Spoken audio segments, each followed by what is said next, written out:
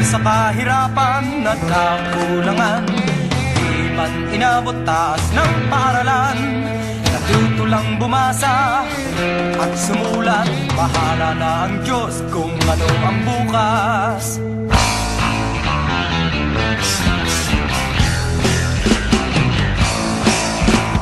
Iba't ibang tao ang aking nakasama, sari-saring hirap akin ang dinaanan. Ibong pagkabigo, di ko kinatakutan, alam kong ito'y bahagi ng karanasan. Karanasan sa pakikipagkaibigan, karanasan sa pakipagsapalaran. Tunay na tao at kaibigan mo, sa karanasa'y matututunan. At narito ang isa sa aking karanasan, pakinggan nyo.